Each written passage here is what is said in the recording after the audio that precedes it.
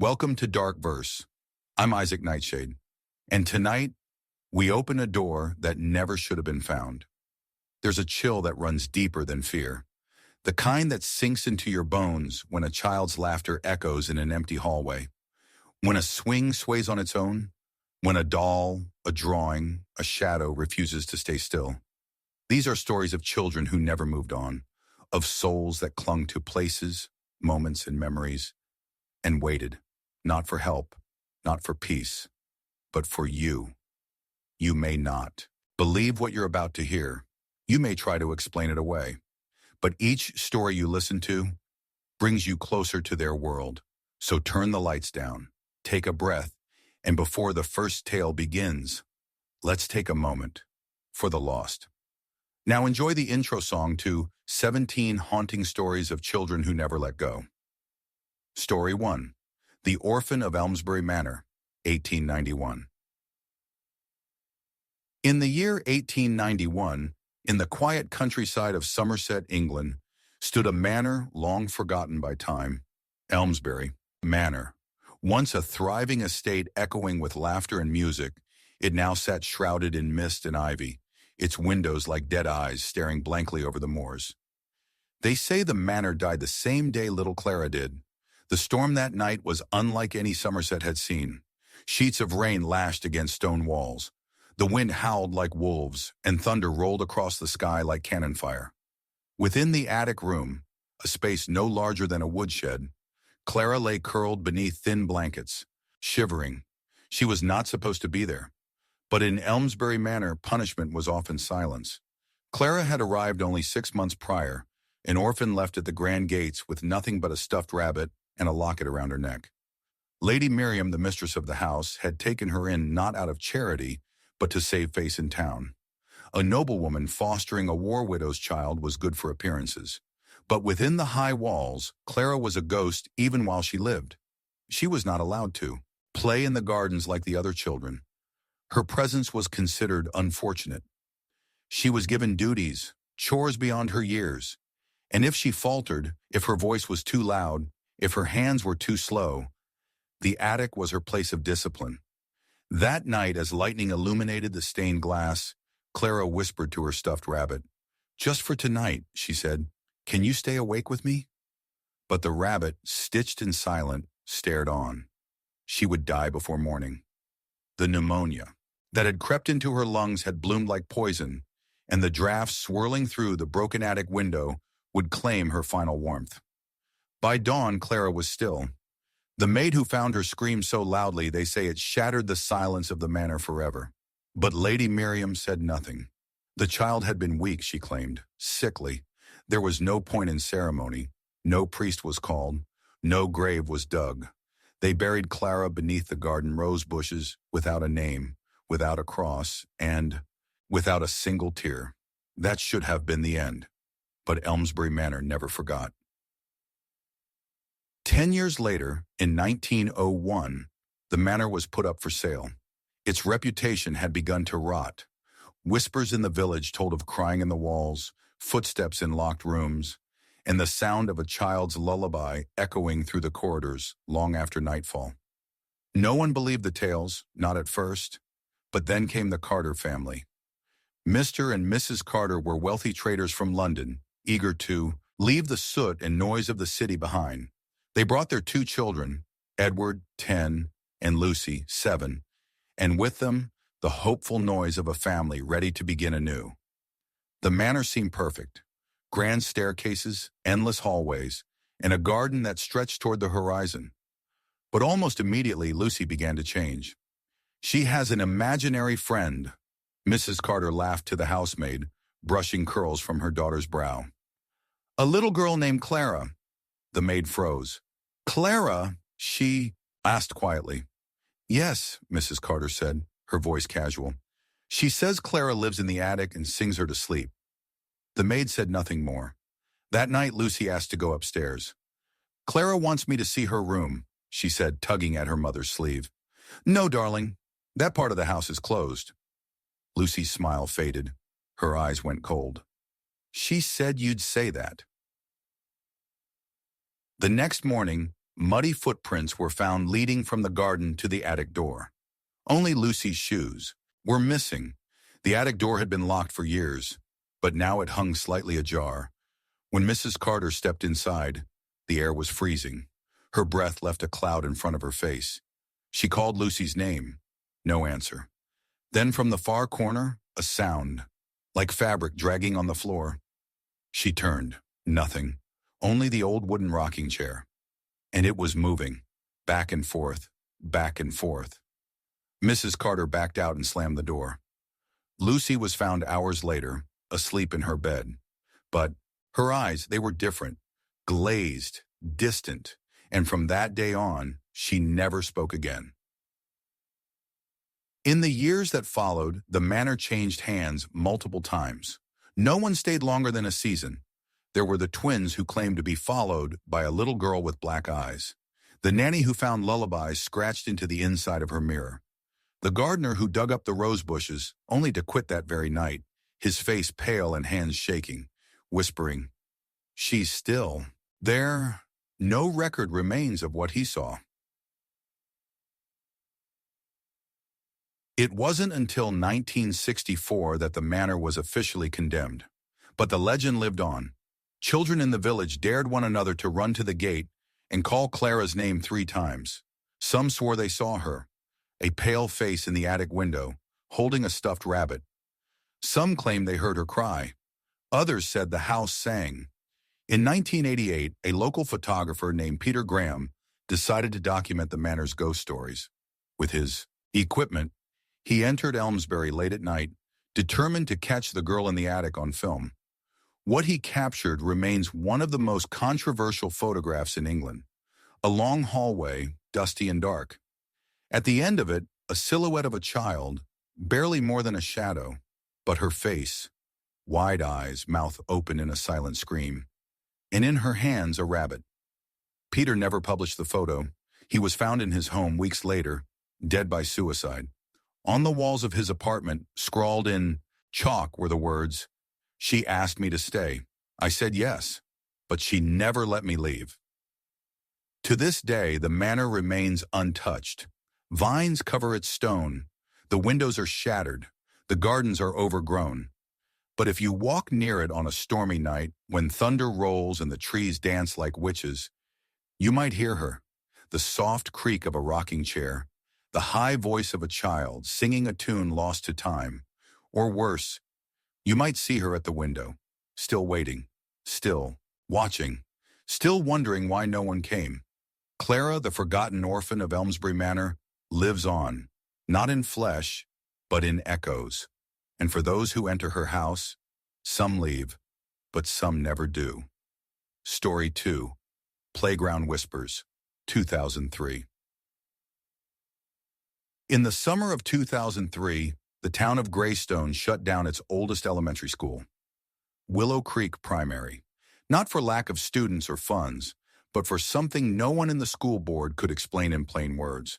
They cited infrastructure, issues, but parents whispered of darker things, of children who came home with bruises they didn't remember, of swings that moved on windless days, of a boy who stopped speaking and never did again.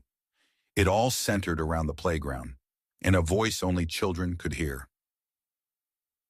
Before it closed, Willow Creek had been the heart of the town for nearly 70 years. Painted in soft blues and greens, it always looked like a place meant for laughter. Even in its final years, the paint was touched up, the classrooms kept tidy. But the playground, that was another story.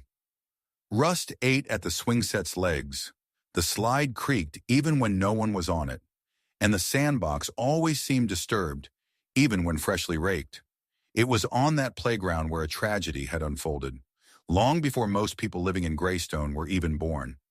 In 1974, a boy named Aiden Harper had died there. The report said he fell from the jungle gym and struck his head on a concrete corner of the bench. His neck snapped instantly, but no adult had seen it happen, and no child ever said they did. Only one girl, Sarah, spoke up.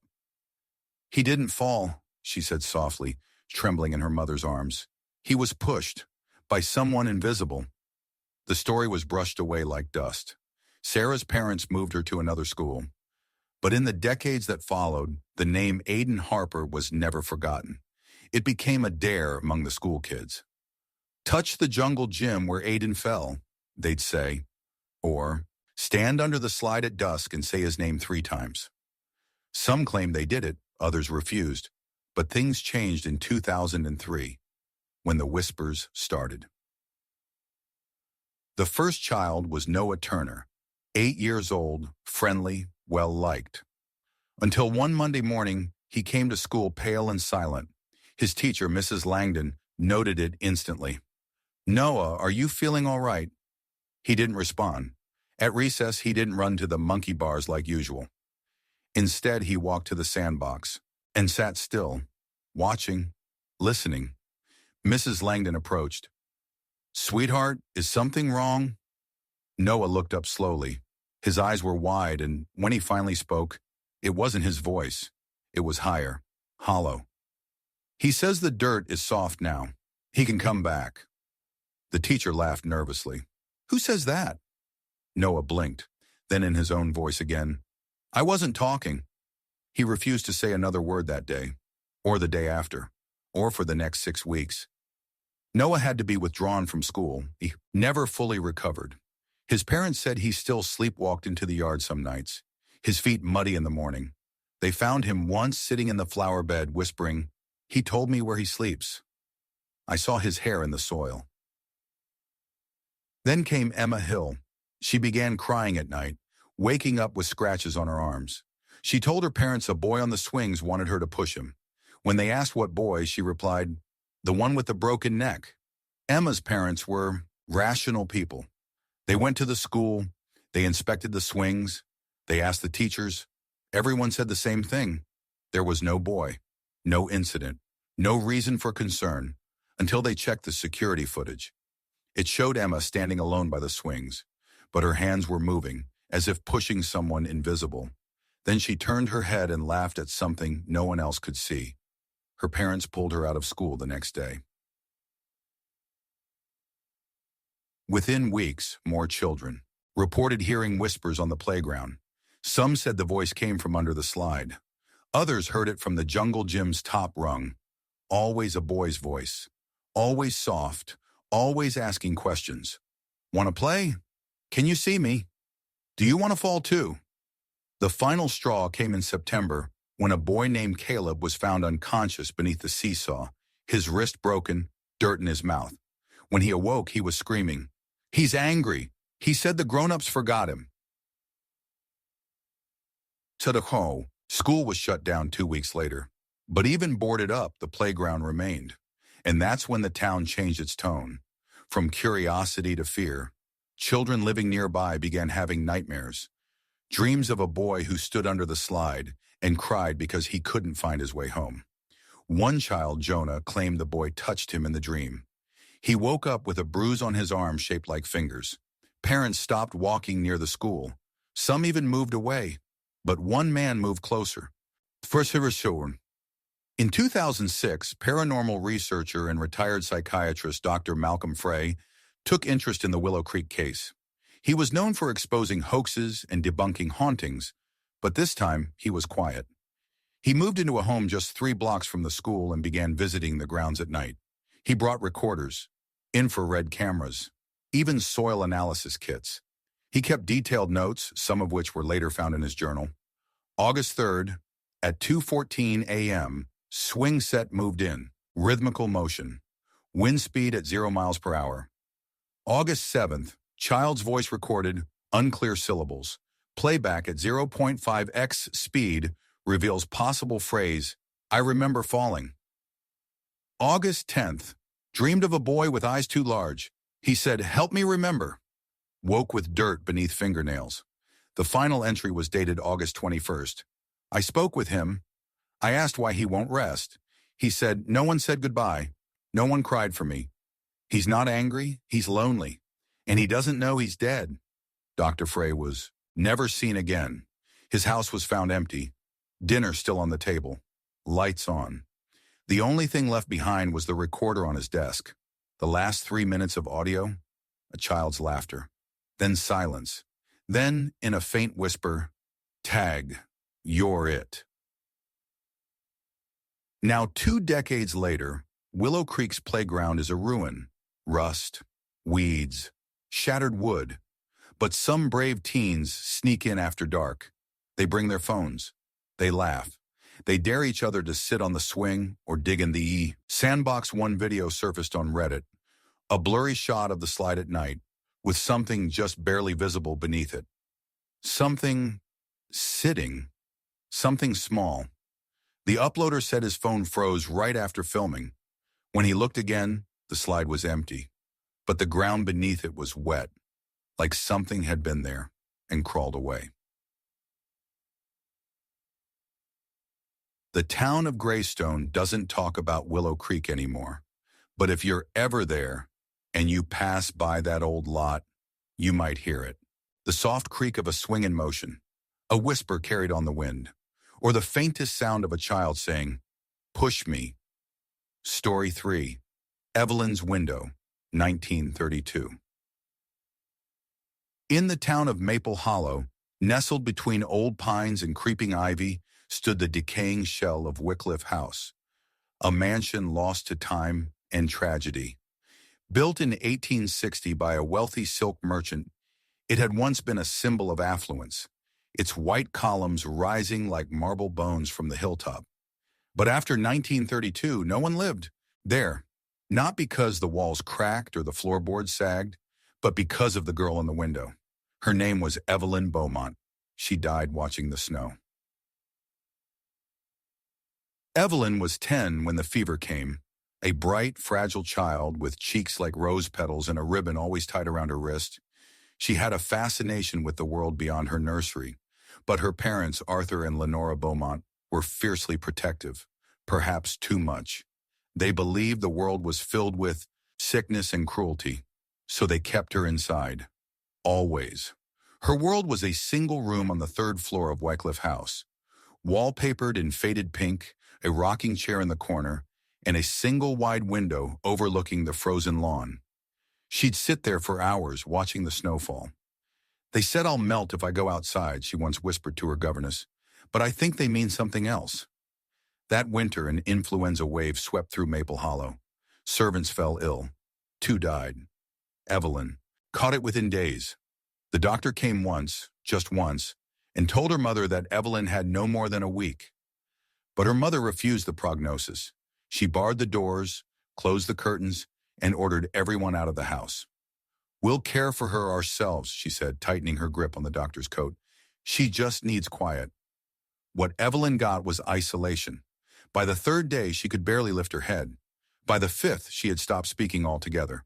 On the 6th, she passed away, still sitting by the window. When they found her, her small hand was pressed against the frost-covered glass. Her lips parted, eyes wide open, staring.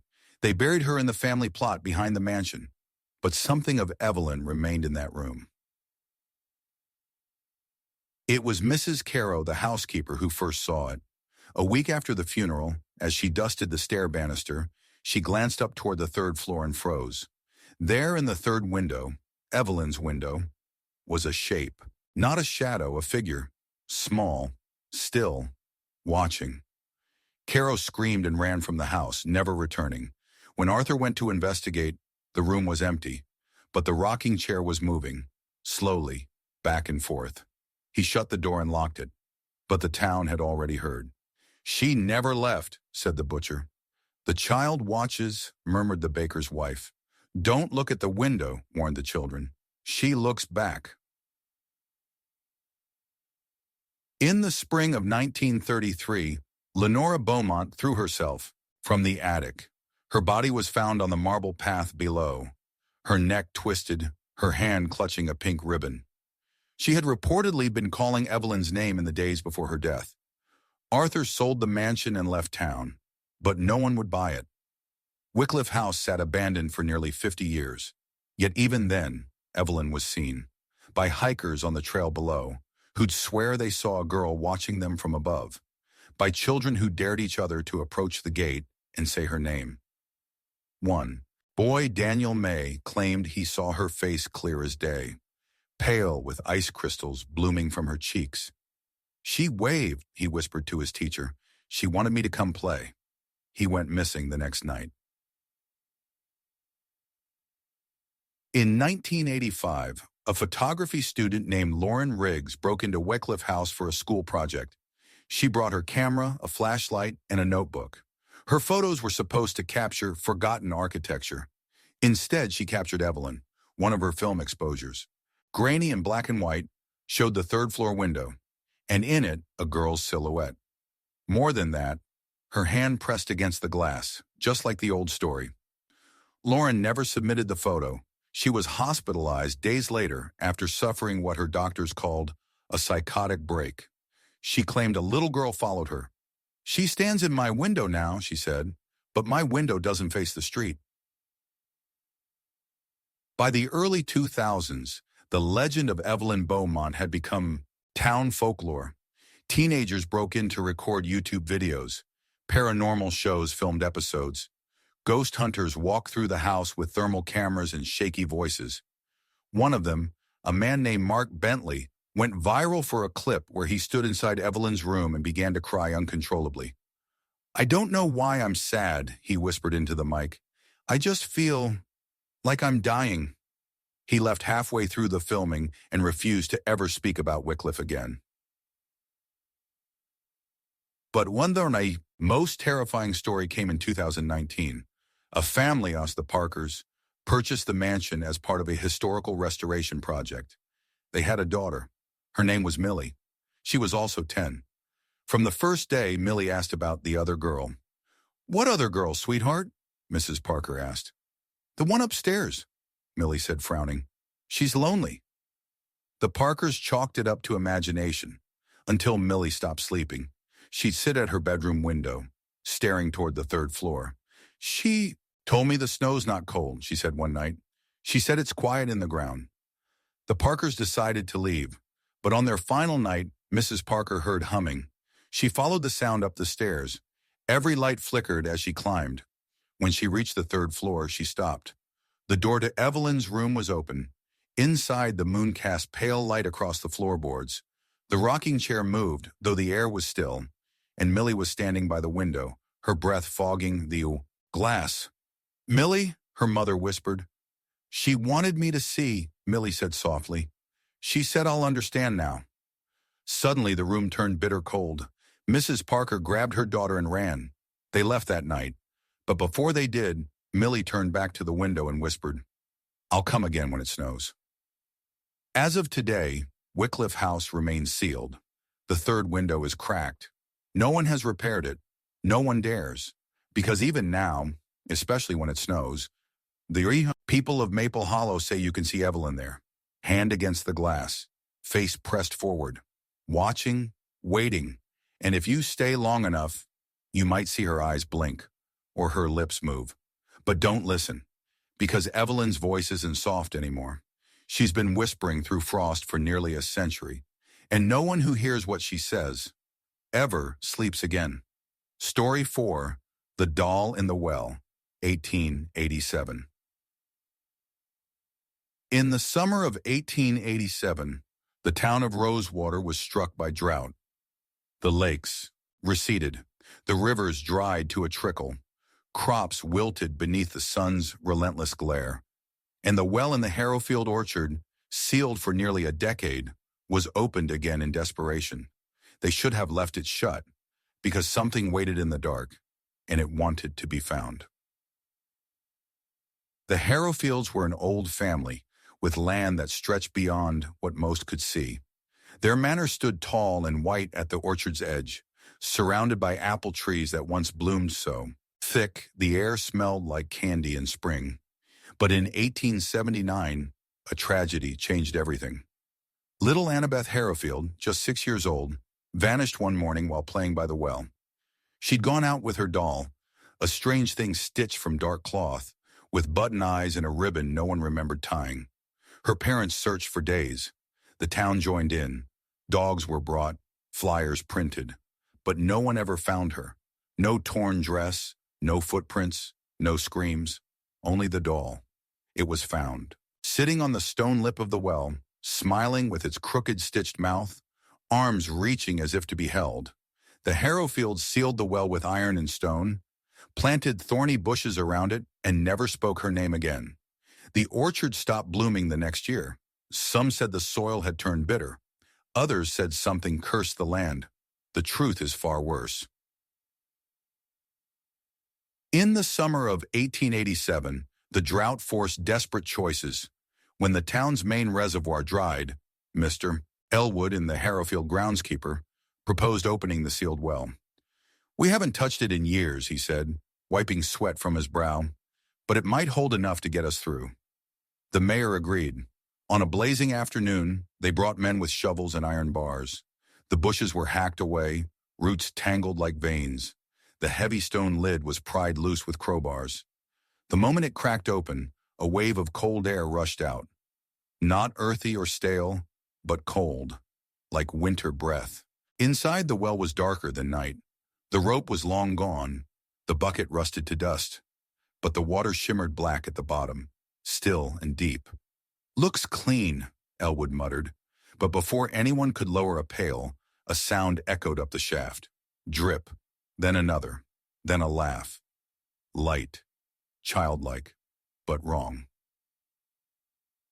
That night, Elwood's wife found him sitting in the orchard, speaking to someone who wasn't there. He said the little girl wanted her doll back. When asked what girl, he only pointed to the well. He didn't sleep, he didn't eat, and the next morning, he was gone. They found his boots by the well's edge, but nothing else. Only the doll, once again, resting on the stones. This time, her head tilted, and her smile wider. The well was closed again, but it was too late. By then, children in Rosewater had already begun to dream of Annabeth. They described her in the same way. A girl in a blue dress, barefoot, with wet hair that dripped even in their not dreams. She asked the same question, "Will you play with me?" At first, the dreams were innocent. Games of tag in moonlit fields, tea parties with empty cups, hide and seek in rooms that didn't exist. But the dreams turned. The games became darker. The children began waking with scratches on their arms, mud on their feet. One girl, Clara Bell, woke screaming, clutching a doll that wasn't hers, the same stitched one with button eyes. Her parents tried to burn it. It wouldn't catch fire. It simply turned black, then returned to its original color the next day. The mayor ordered the well sealed with concrete. He claimed it was unsafe, structurally dangerous. But everyone knew the truth, and still, it wasn't enough, because the dreams kept coming, and now the children heard more. They heard the splash of something climbing up the stone shaft. They heard giggling beneath their beds. They saw the doll, in their closets, on their windowsills, always watching. By the fall of 1887, 3 children had vanished from Rosewater. Each had been heard talking to someone before disappearing. Each had left behind a small note in crayon. "Gone to play in the well. Don't be mad." Searches were organized, torches, ropes, dogs. But the well never gave back what it took. Only water. And the doll. Always the doll. Sometimes sitting, sometimes lying down. Once hanging by its neck from a tree branch. Still smiling. In 1901, traveling priest came to Rosewater.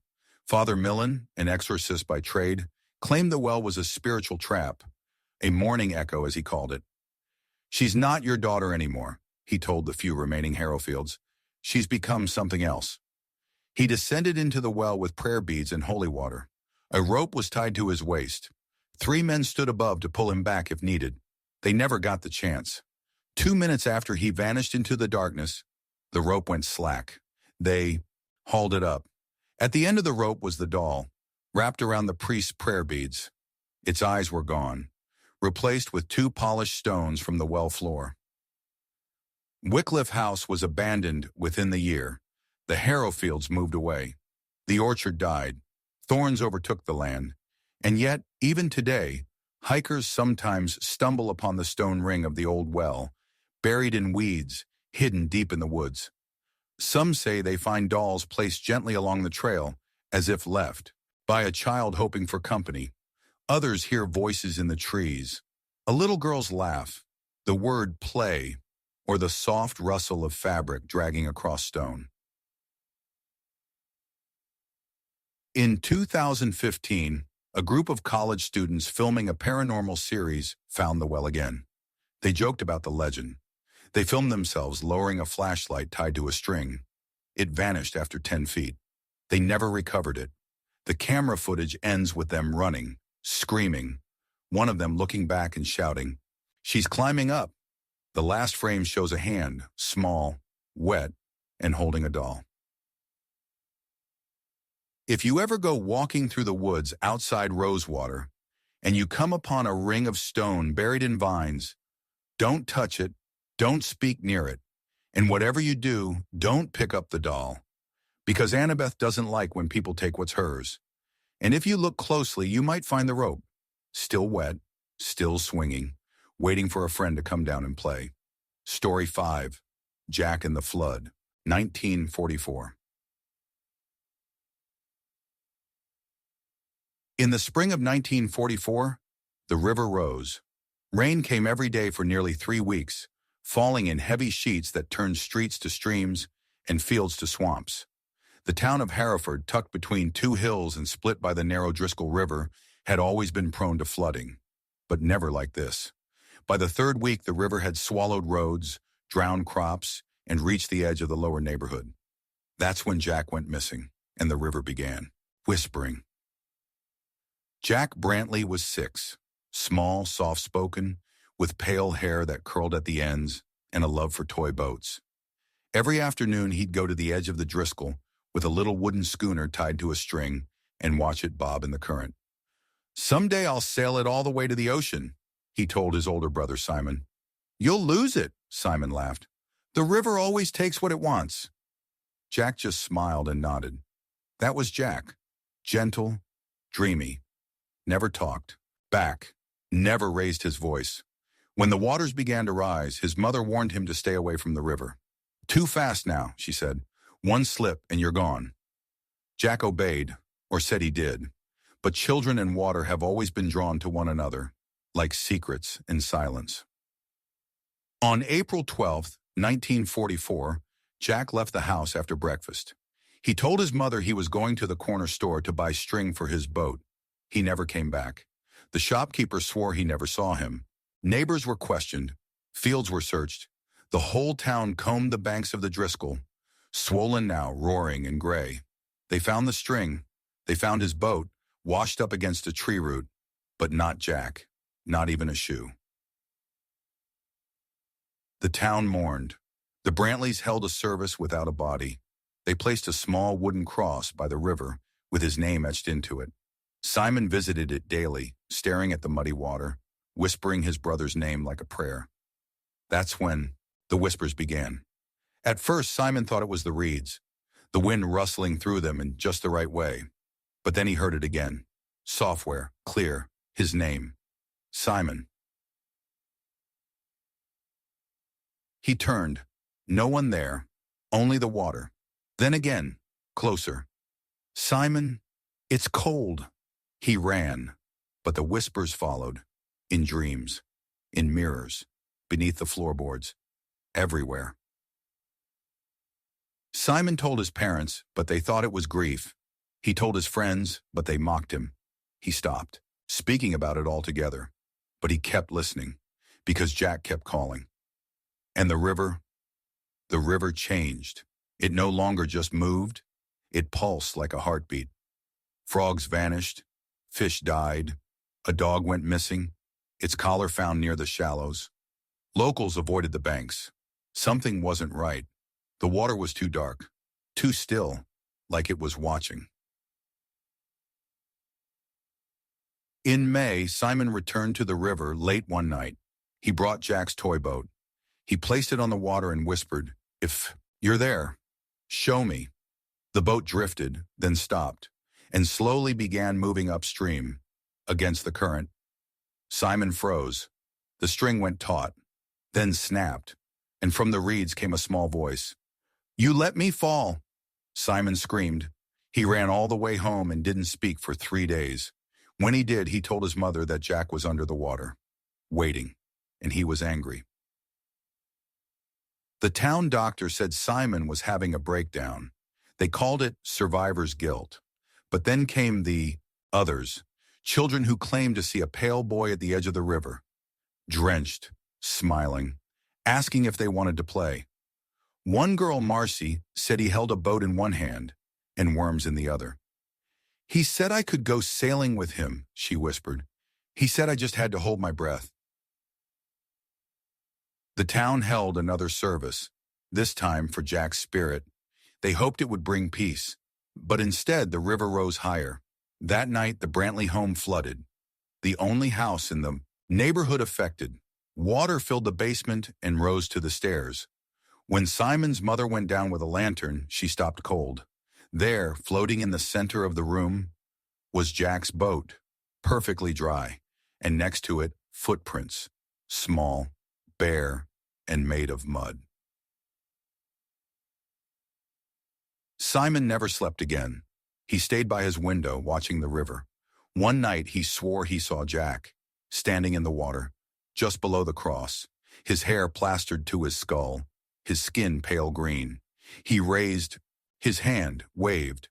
Simon wanted to run, but he waved back, and Jack smiled. Not sweetly, not kindly, but like someone who remembered the fall. By midsummer, people began leaving Hereford, not from floods, from fear. Children refused to go near the water. Parents swore they heard laughter at night, splashes with no source, gurgling under their porches. Some claimed Jack had become part of the river. Others said the river had always needed someone, and now it had chosen. Turnamai, the Brantleys moved away in August, but Simon never recovered. He spoke little, slept even less. When asked about the river, he only said one thing: he's not done. In 1971, after years of drought, construction crews uncovered a buried section of the Driscoll River while expanding the highway. They found a skeleton, small, curled. Next to it, a toy boat. The medical examiner ruled it decades old, consistent with a child between 6 and 7. The town held another service. A new cross was placed by the riverbank, but that night the water rose again, only an inch, just enough to kiss the wood. Now in Hereford, the river looks normal, quiet, peaceful. Children play nearby again, but sometimes, especially at dusk, it's said you can hear something in the current, a voice, a name, or the creak of a toy boat rocking back and forth. And if you listen long enough, if the world falls silent, you might hear him whisper, "Hold your breath and laugh." Story 6, The Midnight Classroom, 1995. In the winter of 1995, Blackridge Elementary shut down room 104 permanently. No ceremony, no official announcement. The doors were simply locked, the lights never turned on again, and a fresh coat of white paint was smeared hastily across the small brass number on the door. But everyone in town knew, because something terrible had happened there, and the children never really left. Room 104 sat at the far end of the first-floor hallway, a cold, square classroom with cracked linoleum tiles and buzzing fluorescent lights that flickered when the weather turned. It was Mrs. Halverson's room. She'd been teaching there since the 70s. A strict woman with silver curls and a face like old parchment, but one the students oddly respected. In late October 1995, she was assigned a new batch of 5th graders, 15 of them in total. Bright, curious. They never made it to Christmas. December 12th, 1995, the coldest day of the year, started like any other. The students trickled in wearing heavy coats and dripping snow from their boots. Mrs. Halverson greeted each with a nod, turned on the overhead projector, and began the lesson on early American colonists. At 10:37 a.m., something went wrong. The power flickered, then cut out entirely. The school intercom buzzed to life. But instead of the principal's voice, only static hissed through the speakers. Outside, the snow began to fall harder. Inside, the lights never came back. By 11 a.m., all 15 students and Mrs. Halverson had vanished. The door was locked from the inside, the windows untouched. No signs of struggle, no trails in the snow, nothing. Authorities were called, the school evacuated, the classroom pried open with a crowbar. It was empty, desks still in place, notebooks open mid-sentence. A single pencil rolled off a desk and hit the floor as officers entered. But no people, not a single footprint, not a single fingerprint, not a single clue. It was like they had never been there. The town froze in grief. Families held vigils. Blackridge Elementary closed for the winter break, and room 104 was locked, chained, and ignored. But things didn't stay quiet for long. On January 7th, when school resumed, the janitor, Charlie, was the first to hear it. He'd been mopping the hallway late at night, just outside room 104, when he stopped. Voices. Children's voices giggling, whispers, a chair scraping. He leaned toward the door. More sounds and the flipping of pages, a soft thump, like a hand on a desk. Then the unmistakable voice of Mrs. Halverson. "Eyes on your work." Charlie stumbled backward. The lights above him flickered. He dropped his mop and ran. The principal chalked it up to stress, trauma, imagination, until the security cameras showed motion in the hallway every night at the same time. 11:04 p.m., a faint shadow moved across the base of the door. Once a child-sized figure appeared to peek out. The tapes were deleted, the room sealed, but the stories grew. By spring, other staff members heard the voices too. One substitute claimed she saw a boy in the window, face pressed against the glass, eyes black as coal. He mouthed something she couldn't hear. Later, she swore it was the word, "Stay." A new teacher, Mr. Redmond, dared to break the lock on room 104. He entered with a flashlight and a tape recorder, planning to spend the night to debunk the myths. He lasted 42 minutes. He ran out screaming, the recorder in his pocket. When played back, the tape revealed the following sounds. A clock ticking, though no clock was in the room. Desks shifting. Children singing the alphabet, but in reverse. And at the end, a whisper. "You're late. Sit down." Mr. Redmond never returned to teaching. That spring, the school walled over the door completely. Room 104 was erased from the building's blueprint. The hallway grew quiet again. Mostly. But those who clean the floors still say that area is always colder. That sometimes the scent of chalk and old paper lingers. And if you stand very still, you can hear chairs scraping inside. In 2007, a group of teenagers broke in with cameras and recorders, looking for a thrill.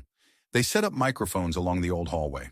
At 11 p.m., nothing happened. 11:02, the lights flickered. 11:03, cold air flooded the corridor.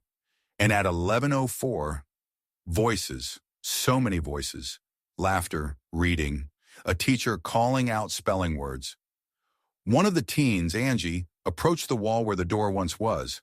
She said she felt warmth, and then very clearly someone touched her hand through the brick. Fingers, small, and on her palm, smeared in chalk dust. Jack. That was the name of one of the missing boys.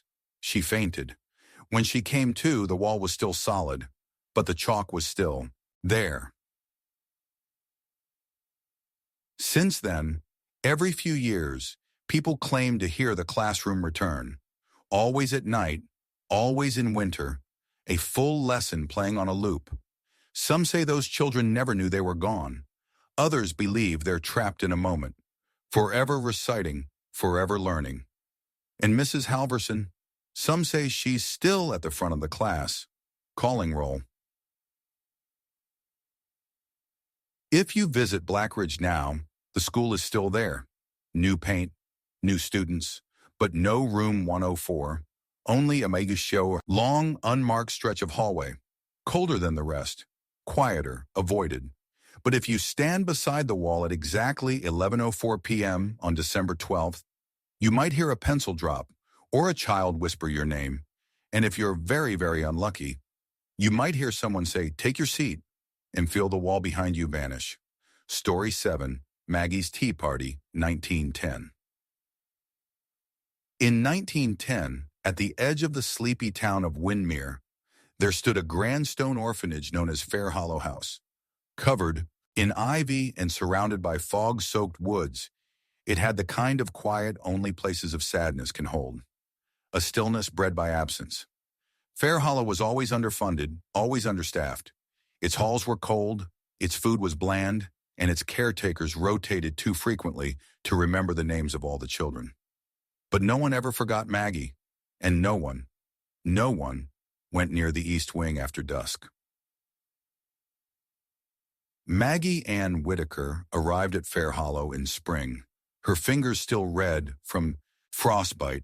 Her parents had died in a fire that consumed their countryside cabin, and Maggie was found days later hiding beneath the floorboards, holding a porcelain teacup in her soot-covered hands.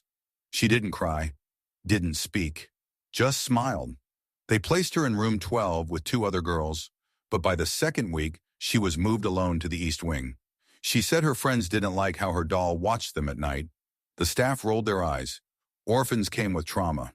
They gave her their smallest room with 1 window, and she filled it with silence and tea sets. She collected chipped cups and saucers from the donation boxes, arranging them around a cloth on the floor each night. She had a tea party, but not alone. The first incident was with a new girl, Clara, who wandered into the East Wing after dark looking for the lavatory. She never spoke again. When they found her, she was curled under the stairwell, clutching her dress, eyes fixed to the corner of the while she wrote something over and over in the dust beside her. "She made me drink." After that, the staff locked the East Wing doors at 6 p.m., but still, the laughter came. Soft, like wind through a cracked window. And music. Music that didn't belong in that century. Music that no record player had ever played. Children said they heard cups clinking and chairs scraping and giggling. Always giggling. One boy, Thomas, dared another to peek through the keyhole of Maggie's room. He did, and screamed so violently he tore the skin off his own hands trying to get away from the door. When asked what he saw, he only said, "The dolls were drinking her blood." The head mistress, Ms. Harrow, dismissed it all as hysteria. She demanded the East Wing be reopened. Maggie had since disappeared. No trace, no belongings, no letter of transfer. The records claimed she'd gone to a home, but no such address existed. Her room remained intact. Perfect. Too perfect. The tea set was still arranged on the floor, each chair facing in, each cup full of dust. A single slice of rotting cake sat untouched in the center, and her doll, a porcelain-faced thing with ink-black eyes and no mouth, sat propped in the tallest chair, the one at the head of the cloth. That night, Ms. Harrow stayed behind to clean the East Wing. She never returned. They found her shoes placed neatly by the tea circle the next morning, but not her, only a new cup, full of something dark, and the doll still smiling. Fair Hollow House shuttered its East Wing once again, this time for good. But Maggie's tea party continued, even in silence, even in dust, even in the bones of memory. Over the next 2 decades, stories spread throughout Windermere. Children dared each other to walk up to the gate and say, "Tea for 3, Maggie, won't you pour me?" Some claimed to hear music. Others said they saw a girl with braided hair, standing in the upstairs window, waving. A local constable once investigated after complaints of singing late at night. He entered the orphanage alone, but he didn't return alone. He walked back to town, glassy-eyed and barefoot.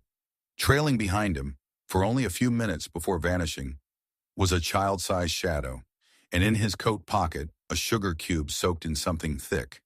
He died a week later in his sleep.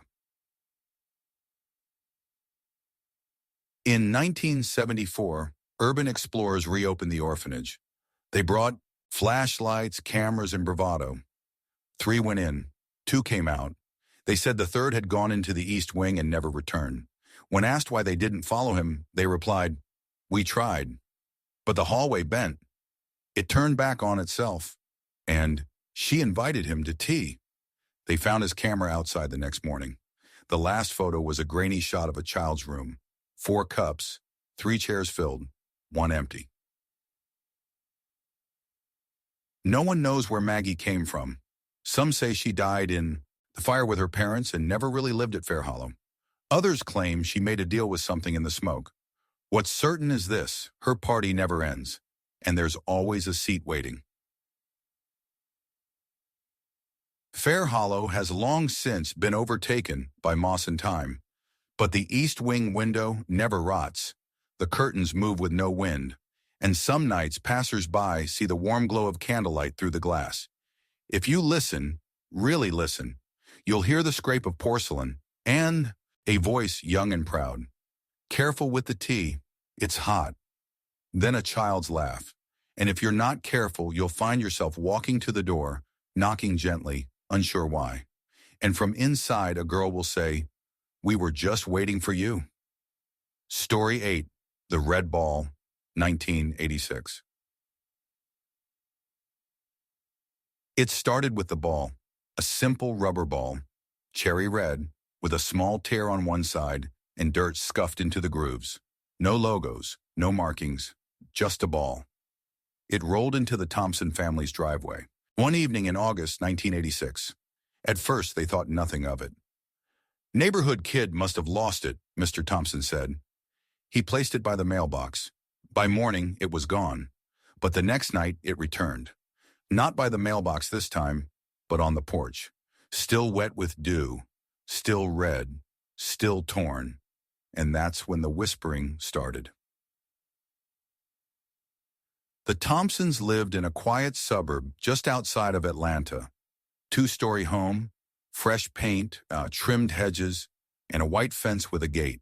That squeaked just once, then stopped. They had a son, Caleb, 6 years old, shy, with freckles and a stutter that came out when he was nervous.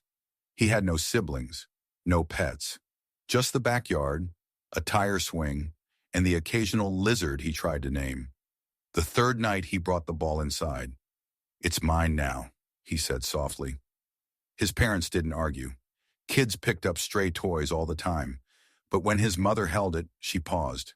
It was cold, even though it had sat in the sun all afternoon. She set it on the kitchen counter and washed her hands.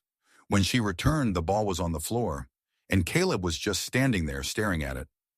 "I didn't drop it," he said. "He wanted it lower." "Who?" she asked. "The boy with the burned face."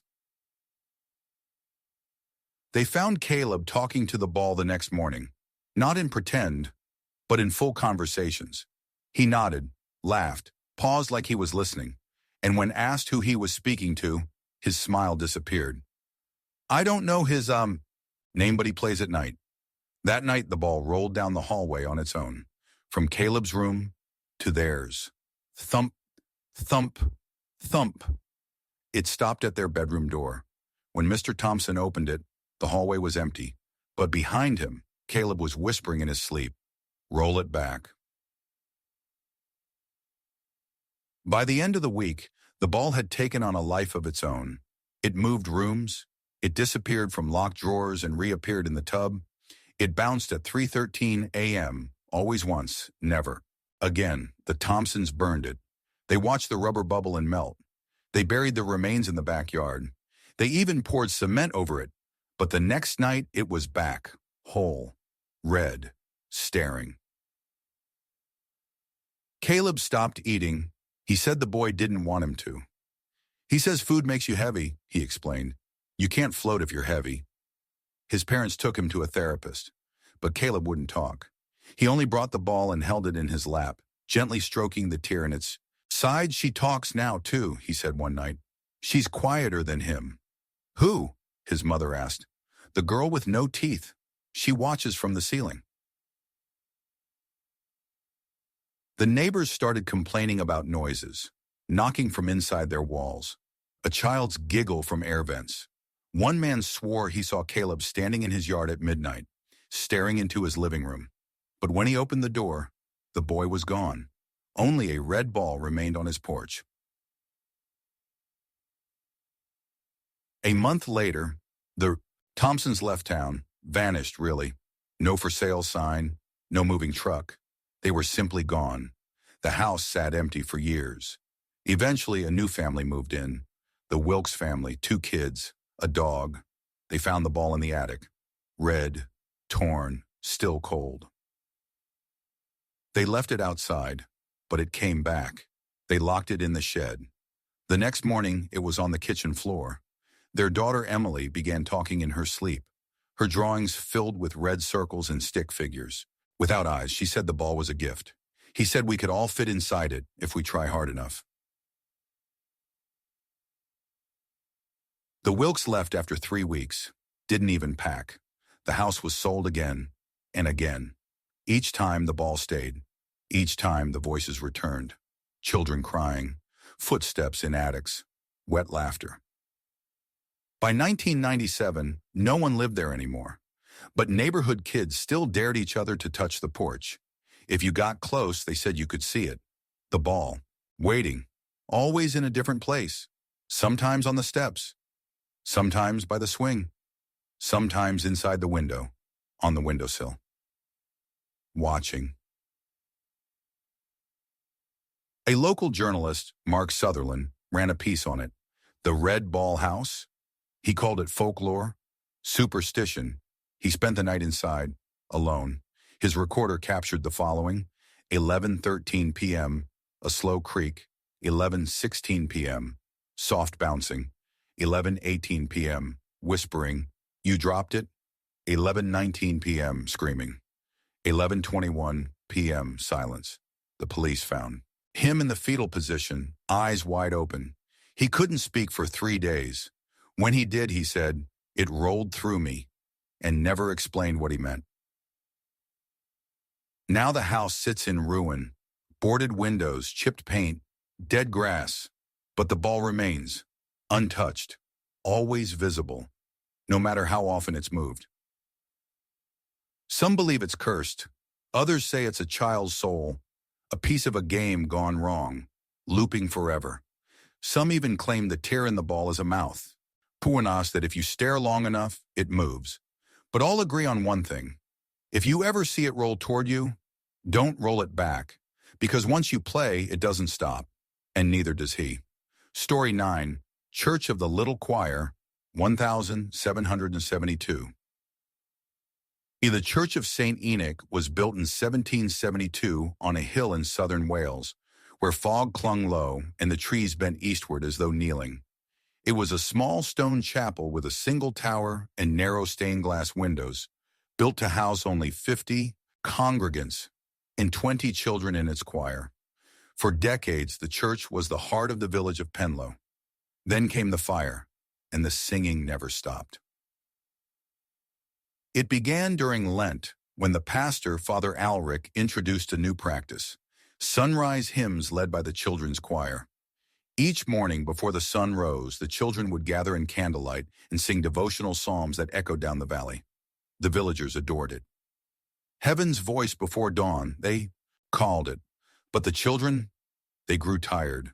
Eyes sunken, voices strained, they began to murmur of shadows in the rafters and cold hands brushing their necks as they sang.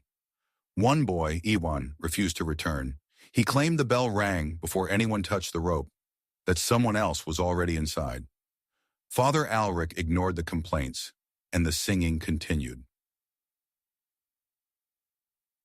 On the morning of April 3rd, 1782, the church caught fire. No cause was ever found. By the time villagers arrived, it was too late. Flames bloomed from the tower like wings. Screams echoed from within. Children's screams. They beat at the heavy oak doors with hammers and axes, but the hinges held. The stained glass exploded outward from the heat, raining down in glittering shards. When the doors finally gave, silence had already fallen. Inside, nothing remained but blackened pews and ash. 20 children and Father Alric perished that morning. The church bell, cracked in the heat, had rung once more as the alun roof collapsed. And then, nothing. The ruins were left untouched for decades, but the songs remained. Every year on the anniversary of the fire, at precisely 5:14 a.m., the time the first hymn would have begun, the valley fills with music. No source, no instruments, just voices, 20 voices, children singing in perfect harmony, and behind them, deeper, older, the voice of a man, low, echoing, bleeding with sorrow. Locals avoid the hill, not out of disrespect, out of fear. They say if you listen too long, you'll start to hear your name woven into the lyrics, and if you stay until the last note, you won't be able to leave. In 1861, a scholar named Dr. Branthorne visited Penlow to research Welsh folklore. He scoffed at the ghost story, calling it a peasant myth rooted in grief. He camped beside the church ruins on April 3rd. At dawn, villagers heard the singing, this time louder than ever, so clear. And then, a second voice. New, a scream, then silence. Dr. Branthorne's tent was found empty. His notebook lay on a scorched patch of grass. His last entry read, "The choir has no faces." In 1924, a group of school children visited the hill during a field trip. One girl wandered too close to the altar stone. She began humming, softly at first, then louder and louder. Her teacher approached, and the girl turned. Her eyes were white. Her lips were cracked. She said, "He needs new voices." The Reformi church was sealed off with iron fencing, but still thrill-seekers came, and many left changed. One teenager went mute. Another was found kneeling in the grass days later, singing with bleeding gums. All described the same thing, children with scorched skin standing in the choir rows, singing. In 1982, a paranormal team recorded audio from the edge of the ruins. The tape plays for 5 minutes and 14 seconds. First, silence. Then a single bell chime. Then music. No, lyrics. Only humming, layered and hypnotic. But when reversed, the audio reveals something buried beneath. A whisper, a plea, "Let us out." No one dares approach the church on April 3rd anymore, except one boy. In 2009, Owen Reese snuck out before dawn and climbed the hill with a camera. He recorded for 6 minutes. The footage has never been released publicly because halfway through the camera shakes and a voice, not Owen's, speaks directly into the mic. "The pew is waiting. Your seat is warm." When they found Owen, he was sitting in the grass. His hair was singed. He was humming. He's still humming today in a care home an hour away. Same tune, every morning at 5:14 a.m. Some say the choir sings because they never finished their final hymn. Others claim Father Alric made a deal, a ritual disguised as worship, a sacrifice. The truth is buried beneath soot and ash, but the voices remain.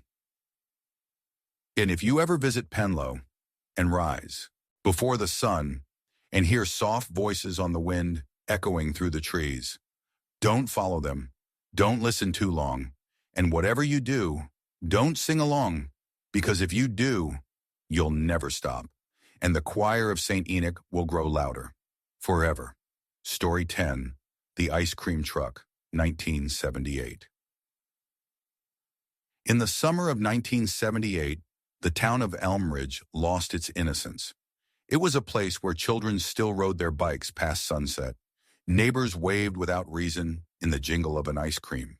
Truck was the sweetest sound of the day, until the day it came back after it shouldn't have, and the boy it took came with it.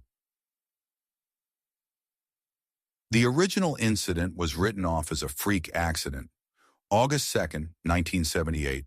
Jason Willard, 9 years old, was chasing after the old blue ice cream truck that rolled down Maple Street every afternoon. He tripped off the curb, right into the truck's rear tire. It crushed him before the driver could stop.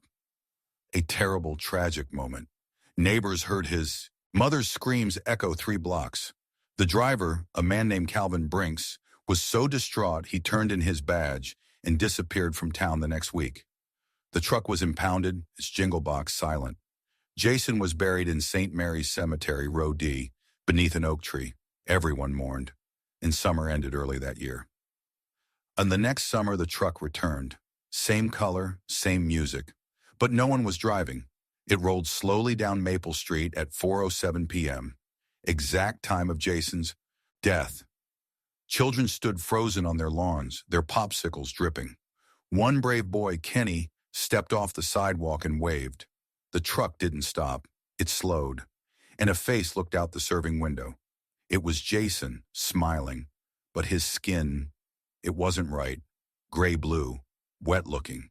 His mouth didn't move, but the jingle grew louder and louder until it cut off in an instant, and the truck sped away.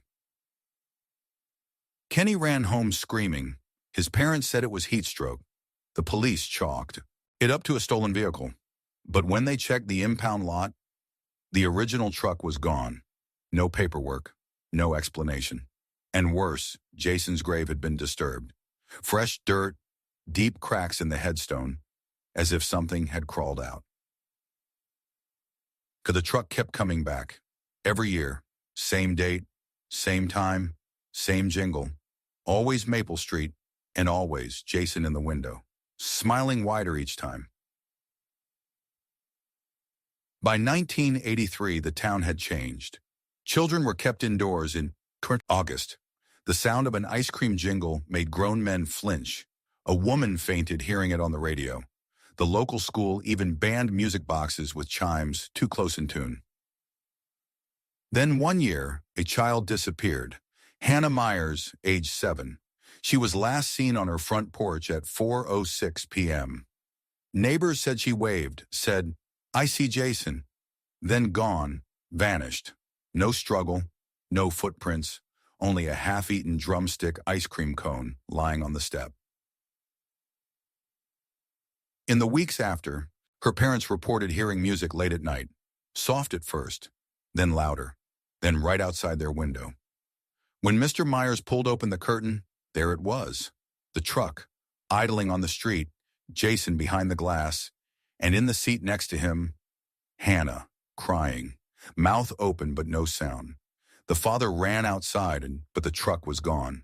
No engine noise, no tire tracks, just a faint, sticky smear on the road, like melted ice cream. A town meeting was called.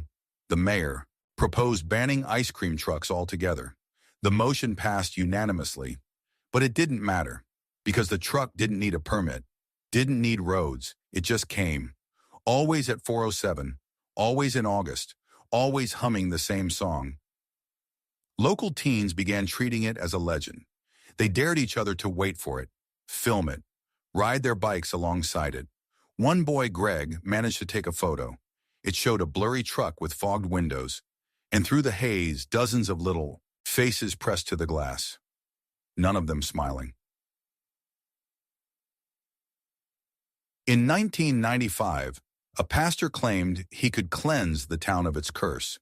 He stood in the middle of Maple Street with a cross, a speaker playing church hymns, and a Bible raised to the sky. At 4:07 p.m., the truck appeared. He stood his ground. The truck passed straight through him, and he dropped dead where he stood. Autopsy revealed his lungs were frozen solid, despite it being 88 degrees that day. Now in Elmridge, August 2nd is known as the cold day. Shops close, children stay inside, curtains are drawn, and at 4:07 p.m., the street goes silent, except for the jingle, that hollow, childlike tune drifting through the heat, growing louder and louder until it reaches its crescendo, then stops. Every year, no change, no pattern, no mercy. Some say the truck was cursed by grief, a soul too young to understand death, reliving the moment again and again. Others believe it was never a truck at all, but something older wearing a familiar shape, luring children not with fear, but with joy. The graveyard is closed now. Jason's headstone is still there, but the dirt around it never settles. Visitors say it pulses, like something beneath is breathing. And if you listen close, even in winter, you'll hear the jingle, muffled, slow, and a voice faint and sticky. You forgot your change. It's if you're ever in Elm Ridge on August 2nd and you hear music approaching, don't look, don't wave, don't open your door. And whatever you do, don't chase the ice cream truck, because the moment you do, you're already gone. Story 11, Lucy Under the Stairs, 1904. In 1904, the Briar Glen Orphanage sat atop a fog-draped hill in East Yorkshire. A red brick building with narrow windows, a crooked bell tower, and long, creaking corridors that seemed to stretch on endlessly. It was run by the Sisters of Eternal Grace, a strict, silent order of nuns known less for compassion and more for discipline. They believed hardship built character. They believed silence cured sin, and they believed Lucy Weston was too loud for heaven. Lucy was 7 years old when she arrived, dropped off by a man in a cart who never gave his name. She had a bundle of clothes, a single hair ribbon, and a voice that filled the entire hallway. She sang to herself constantly. She whispered to dolls no one else could see. She laughed in places no laughter belonged. The other children liked her. The sisters did not. Sister Agnes called her a disruption. Sister Maeve called her a test. And Mother Callista, the head of the orphanage, called her ungodly. On February 3rd, after Lucy was caught sneaking cookies from the kitchen, she was taken down the south hallway, the one that led to the old servants' quarters, where the stairs had long been boarded up, where no one ever went. She was told to wait. She never came back. The sisters claimed she'd been transferred to another home, that her records had been passed on, that she was better off. But the children knew. They heard things, scratching beneath the stairwell, whispers behind the wall, sometimes crying, sometimes laughing, and sometimes humming. The same song Lucy used to hum while brushing her hair. It came at night, when the halls were empty, when even the sisters wouldn't walk alone. Years passed, the orphanage aged. With time, paint peeled, pipes groaned, dust settled, but no one touched the stairwell until 1911, when renovations began and the boards were torn away. What they found was not just rot and cobwebs, but something else.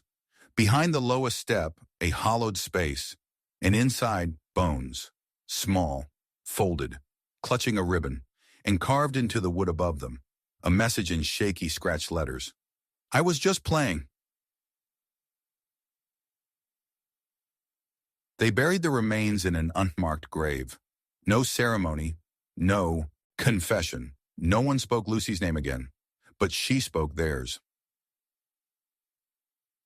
That spring, Sister Maeve was found face down in the chapel, her mouth packed with sawdust. Sister Agnes disappeared entirely, her room filled with muddy footprints no larger than a child's. Mother Callista, she lived the longest, long enough to hear the laughter echo through her bedroom walls every night, long enough to find her door locked from the outside, long enough to scream as footsteps approached, slow and sticky. She was found in her chair, hands clenched to the armrests, her eyes wide open, her mouth stretched in a silent scream. On her nightstand was a note, written in a child's shaky scrawl. You can come under too. The orphanage closed in 1913. Too many deaths, too many stories. The building sat abandoned for over a century, but the stairwell remained, untouched. Locals say the house is cursed. That fog never leaves the hilltop. That lights flicker. through boarded windows that if you knock 3 times on the south wall, you'll hear a knock back, smaller, lighter, like a child's knuckles. In 1998, a team of ghost hunters visited Briar Glen. They brought cameras, microphones, and an arrogant host named Kyle. He scoffed at the legends, until he stood by the stairwell. "It's just wood," he said. "There's nothing here." Then the microphone picked up a whisper. "Software. Close. Don't be mean." The footage ends with the camera toppling over. Kyle was never found. Only his flashlight, still warm, placed gently on the lowest step. Now the building is fenced off, but the brave, or foolish, still sneak in, and some return shaking, pale, silent. They say the temperature drops near the stairs, that you can hear breathing beneath the floorboards, that the ribbon still appears, tied to the banister, freshly red. Some say Lucy was just a lonely girl. Others believe she became something else. Something born from silence and punishment, curled in the dark for years, forgotten and fed by fear.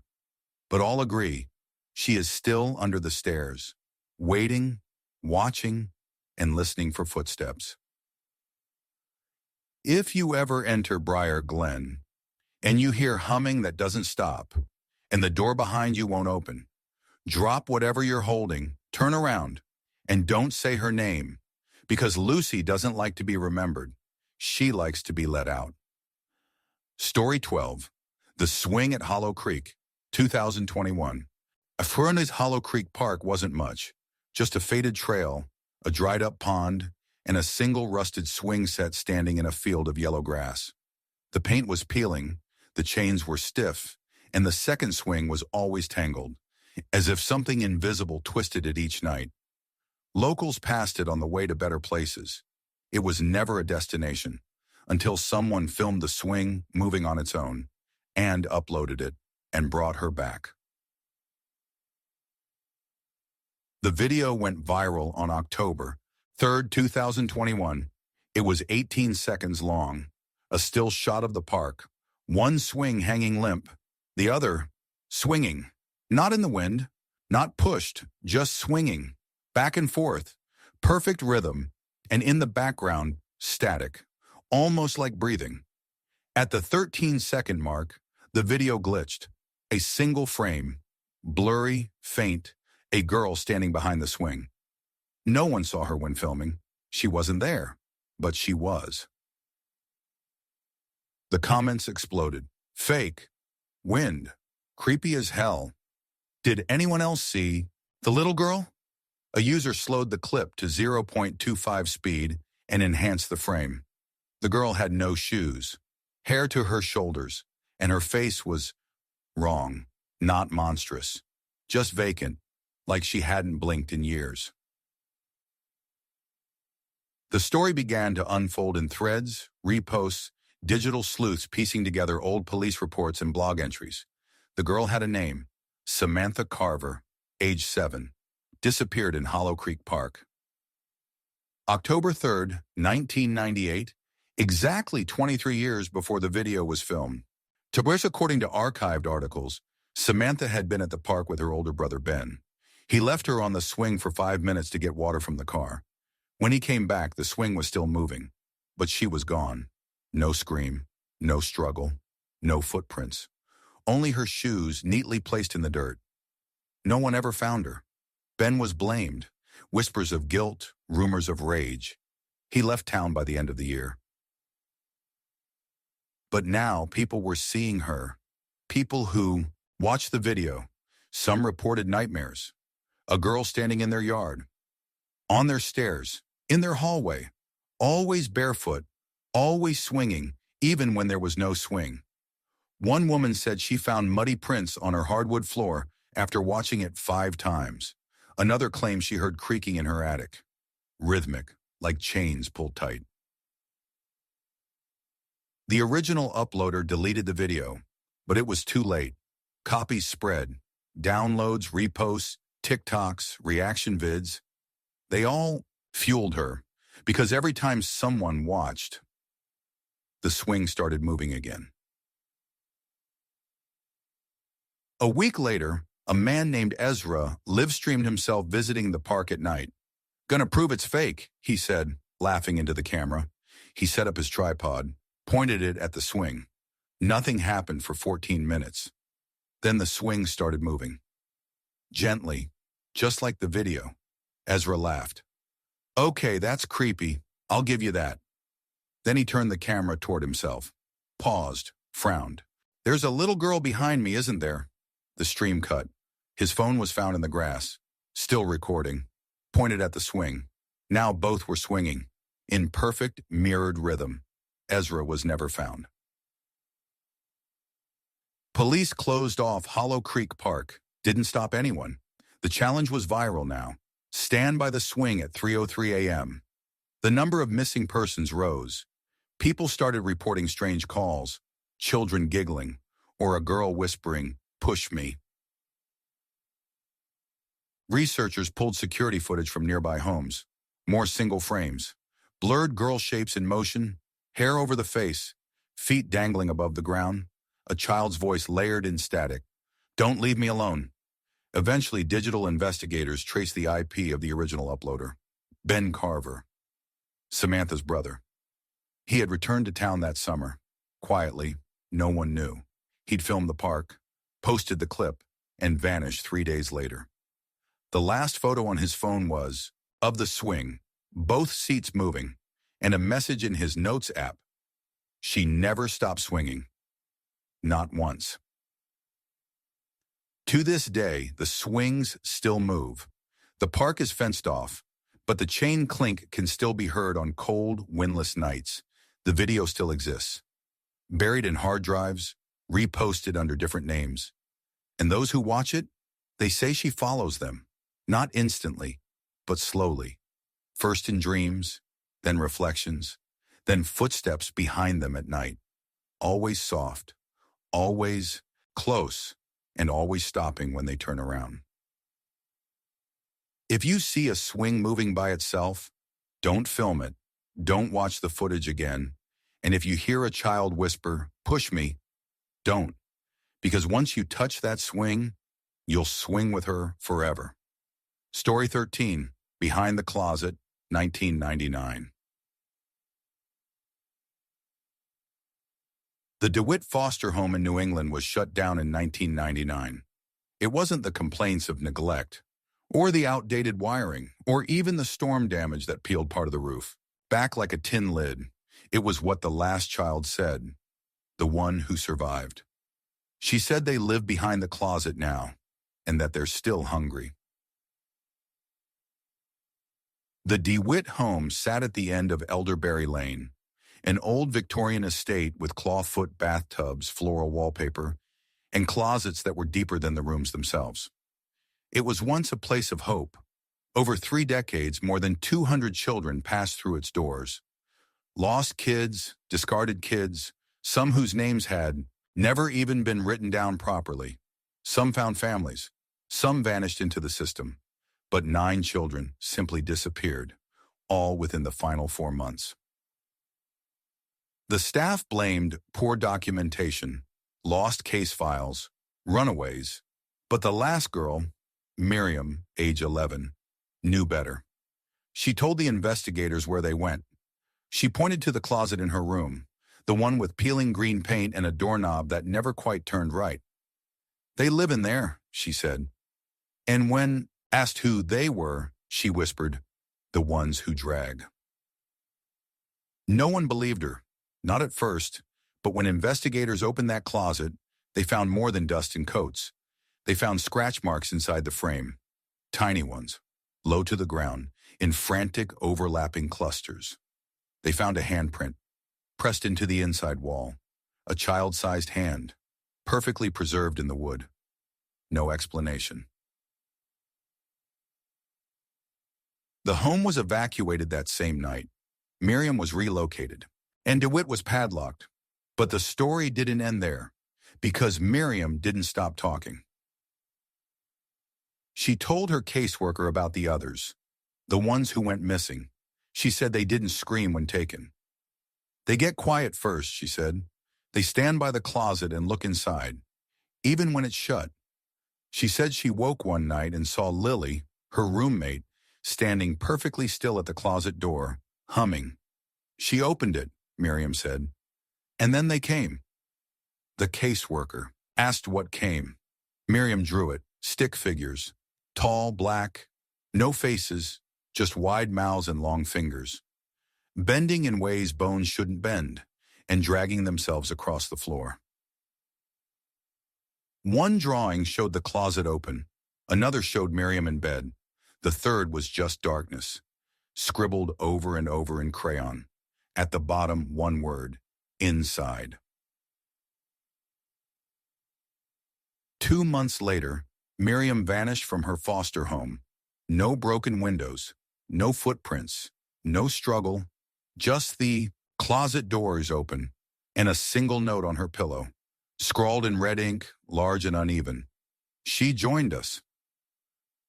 Investigators reopened the DeWitt house for testing. They brought ground-penetrating radar. In the walls behind the closet, they found hollow spaces, but not empty. Bones, tiny ones, folded, pressed against the beams. One for each missing child. No signs of burial, like they had crawled there, like they had chosen it. The police sealed the house, permanently. But strange things happened in the neighborhood. Dogs barked at empty porches. Children drew closets on sidewalks in chalk. Always open, always with black lines reaching out. And in one case, a boy from across the street woke up screaming. He said a girl was whispering to him, that she said her name was Miriam, that she wanted him to open his closet. Internet forums picked up the legend. The DeWitt Closet Children, they called them. Users shared dreams, stories. One even uploaded a blurry video of a door slowly creaking open on its own. In the corner, a small, pale hand. In 2012, an amateur ghost hunting channel live-streamed from inside DeWitt before the final demolition. They set up a camera in Miriam's old room. They left the closet shut. For the first hour, nothing happened. Then the audio began to warp. Low whispers, rustling, and a soft voice. Come play behind the closet. The camera went black. The stream ended. The house was torn down 2 days later, but the land, still there, still fenced, still avoided. Some say the children became shadows. Others believe they were claimed by something inside, something that feeds on the forgotten. But all agree, closets aren't empty, not always, especially old ones, especially when they creak at night, especially when the air feels wrong. If you wake up to find your closet open, when you're sure you closed it, don't check it. Don't move. Don't even blink. Because sometimes, just sometimes, it's not a trick of memory. Sometimes they're there, standing behind the door, waiting for you to stand too. And when you do, you'll never walk out. Story 14. Teddy's Room, 1858. In 1858, the Bramblehurst estate stood proud on the edge of the Yorkshire countryside, a 3-story manor with tall windows, manicured gardens, and a silence that was always just too quiet. It belonged to the Hale family.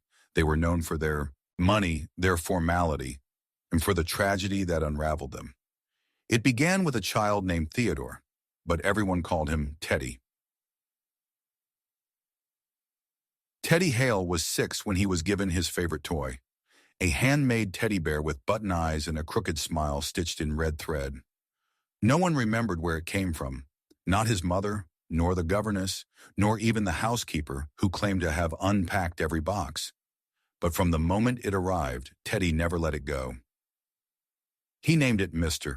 Paws, and from then on, he slept beside it, spoke to it, sometimes answered it. His parents thought it was harmless at first, but the servants noticed changes. Teddy started locking his door at night. He said Mr. Paws didn't like people interrupting their talks. He stopped eating. He grew pale and thin and started humming the same lullaby every morning. even though no one had taught it to him. One evening, the governess found him in the corner of the nursery, rocking back and forth whispering, "He says I'm his now." The next morning, Teddy was gone. His window was shut, his bed unslept in. Only the teddy bear remained, sitting upright on the pillow, smiling. His parents searched the grounds, the estate, the nearby woods. Nothing. The staff was questioned. The well was drained. They dug up part of the cellar. Still nothing. No trace of Teddy Hale, except for Mr. Paws, and a note discovered behind a loose nursery panel. Scrawled in a child's hand, "Don't look. He's in the bear now."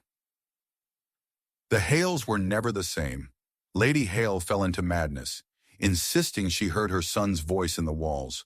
Lord Hale refused to touch the nursery again. He had it sealed off completely. And the bear? It was locked in a glass case. For display, for grief, for warning.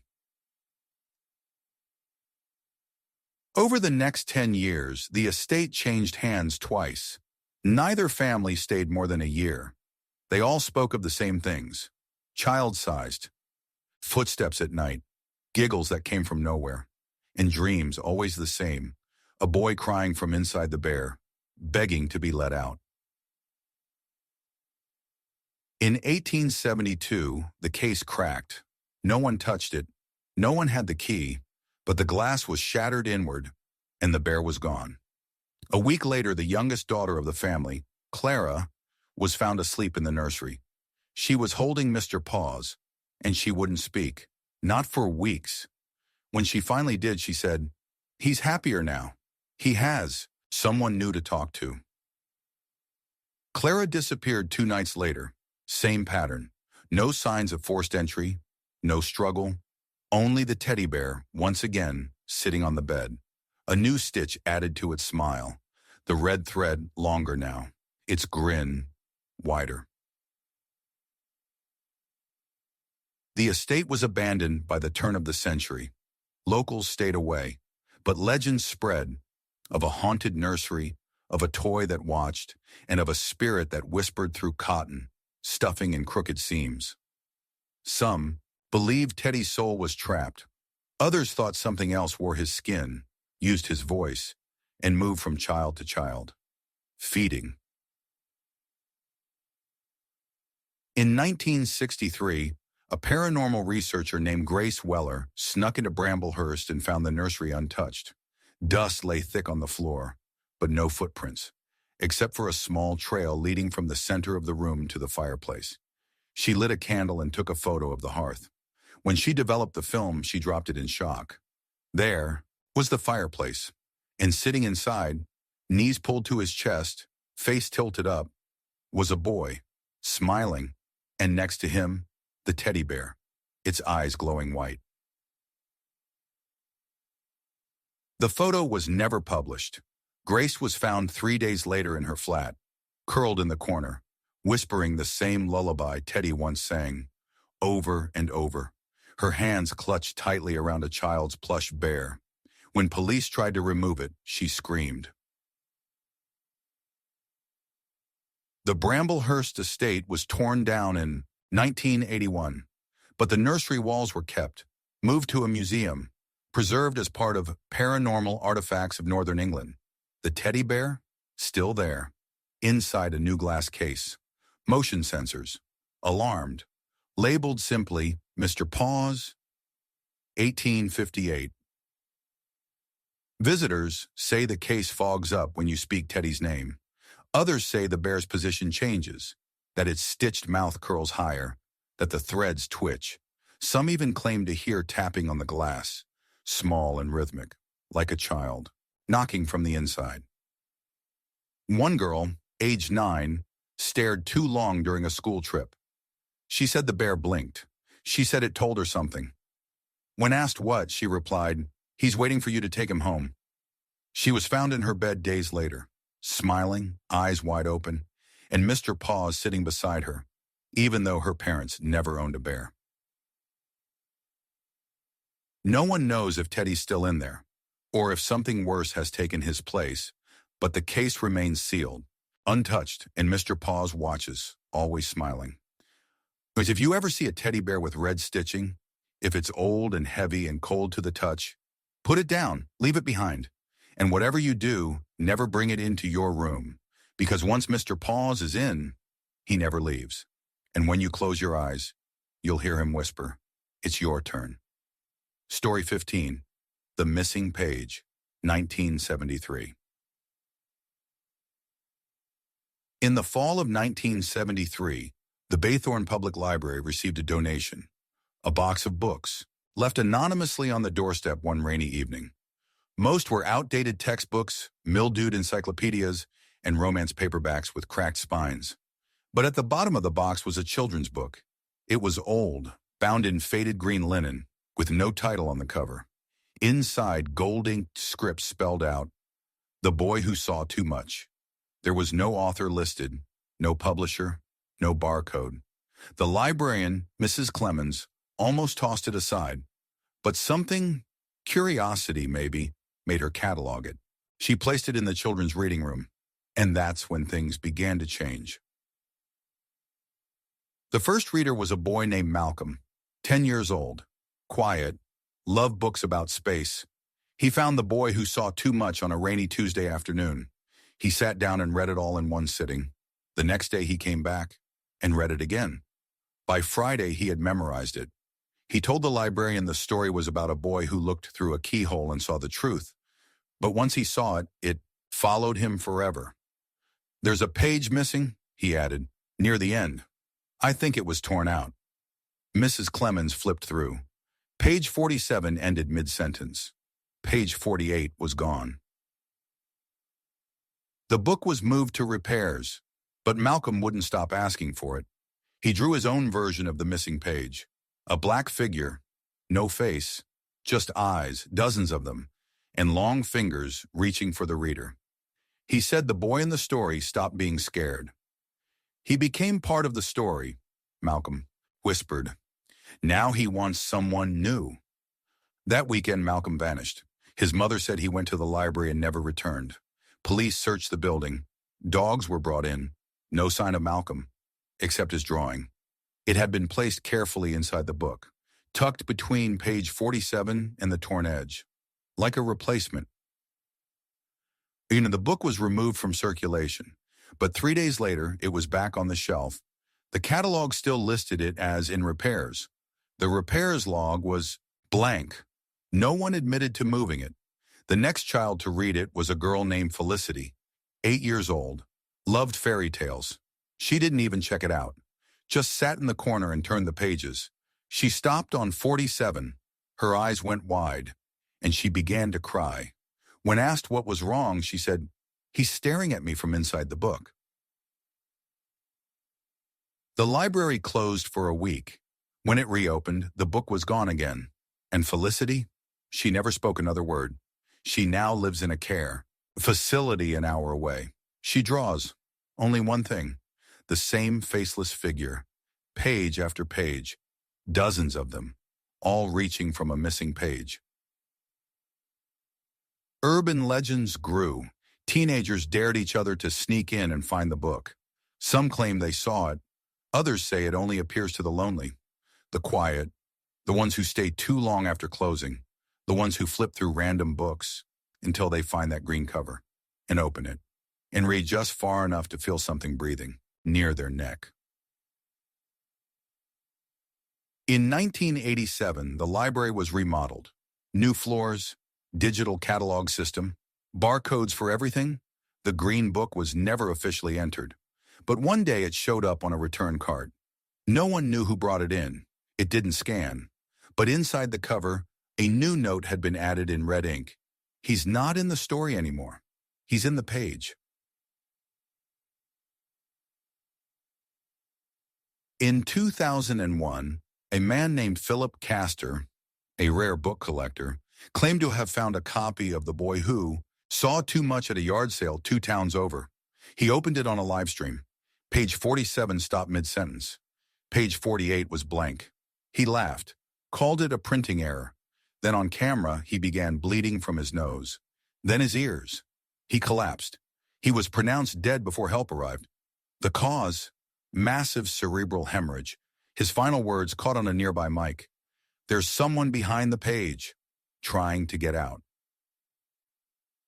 The footage was removed from YouTube within hours. The copy of the book disappeared from the estate. No one knows where it went, but it always comes back. As of today, the Baythorn Library still stands, modernized, renovated, but the old children's reading room remains intact. And sometimes in the far corner, a green book waits. No one checks it out. It never scans. But the librarians know, when the lights flicker, when the children start whispering about the keyhole boy, they know the book is back. Some say the missing page was a doorway. Others believe the book was never meant to be written, that it writes itself every time someone reads it, that the more who read it, the more he sees, and the more he sees, the less he stays on the page. If you ever find a children's book with a green cloth cover and no title, and you open it and see words written in gold, close it immediately. And if you get to page 47, stop. Don't search for the missing page. Don't ask what's on it, because if you do, you won't be reading anymore. You'll be written. Story 16, The Basement Painting, 1919.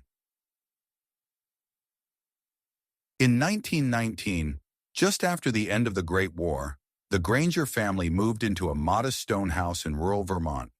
3 bedrooms, a porch that creaked in the wind, and a cold, cobwebbed basement no one wanted to use. They bought it cheap. Too cheap. The realtor never said why. But in the basement, behind a torn tarp and a broken wardrobe, they found a painting, and that was the beginning of the end. The painting was crude, brushstrokes thick, colors muddied by time. It showed a grassy hill, a pale blue sky, and at the center, a single child. The child stood with one hand at their side and the other raised, pointing, not at anything in particular, just out of the painting, right at you. At first it was dismissed, a leftover from the previous owners.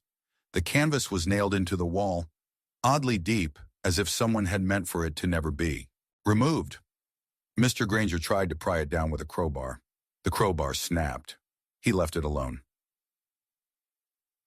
Their youngest daughter, Eleanor, 6 years old, began spending time in the basement. She never liked being alone before, but now she would vanish for hours, sitting on the cold floor and humming. When asked why, she said, "He's not lonely when I'm here." Mrs. Granger assumed she meant an imaginary friend. She asked Eleanor what the boy's name was. Eleanor frowned. "He doesn't remember, but he says he was painted here, and now he watches." The parents stopped going down. Too cold, too damp. The basement door stayed shut until one day they found it open. And the painting, different. The boy's hand had moved, no longer pointing, now pressed flat against the inside of the canvas, like against glass. Eleanor said he was trying to push through.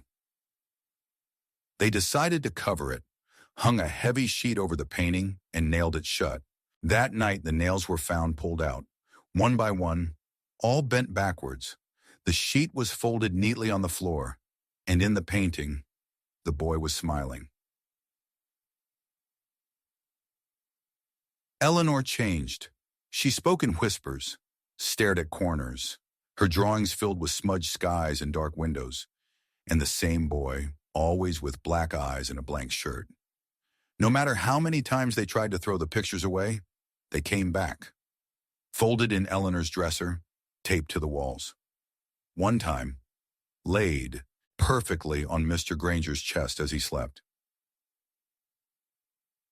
They called a priest. He walked down into the basement, laughed nervously at the painting, and began a blessing. 5 minutes later, he ran out. He wouldn't say what he saw, only that he heard breathing behind the painting. Heavy, wet. They boarded up the basement, moved Eleanor upstairs, but she cried every night, begging to go back. "He's almost finished," she said. "He's almost out." Then, one night, Eleanor vanished, her bedroom window still locked, the front door chained. They found only one thing, her drawing pad open to a new page. The boy in the painting now had someone beside him, a little girl holding his hand. When police searched the house, they removed the boards to access the basement. The painting had changed again. Now there were two children standing together, both smiling, and at the bottom corner, a small signature painted in fresh red, Eleanor Granger, 1919. The house was abandoned. Later, families never stayed long. They all complained of the same things: whispers through vents, footsteps in the basement, and a painting they swore wasn't there when they moved in, but was now always showing more. In 1954, a new family covered the wall with drywall, sealed it completely, but their son began to draw a painting he'd never seen. Same hill, same sky, same boy. He said, "The boy talks to me in my dreams. He wants me to join him." That family fled in the middle of the night. No one ever removed the drywall, but still, if you go into the basement, the air is colder, the walls hum softly, and the far wall pulses like breath, like something behind it is waiting, watching, painting. Some say the boy was painted by an artist who died mid-stroke, trapping a soul inside his last work. Others believe it's a doorway, a canvas not of art, but of containment. A prison growing weaker with each pair of eyes that sees it. The Granger house still stands, boarded, dead lawn, sagging roof. But the basement remains untouched, and through a crack in the floorboards, some claim they see light, flickering, like candlelight, or brushstrokes wet with color. If you ever find an old painting with a child staring out, don't hang it, don't touch it, and above all, don't look too long. Because if the painting starts to change, you're not just looking at art, you're becoming part of it. And once you're in, he never lets you out. Story 17, The Shadow Parade Every Halloween. Every Halloween at exactly 9 p.m., the town of Briar Ridge shuts down.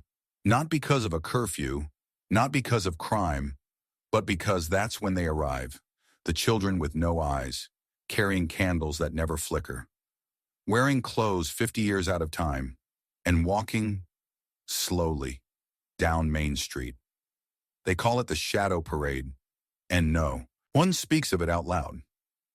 It began in 1952, the first Halloween after the fire at Briar Ridge Orphanage. The entire East Wing burned to ash in under 10 minutes. 12 children trapped inside. No one survived. The town held funerals, but no bodies were found. Just small shoes, melted toys, and wax dripping on the stone floor. A year later, Halloween came again. Children dressed in masks, holding plastic pumpkins. Laughter rang down the streets until 9 p.m. Then, silence. Every street lamp dimmed. Every porch light buzzed and snapped. And out of the fog, they came.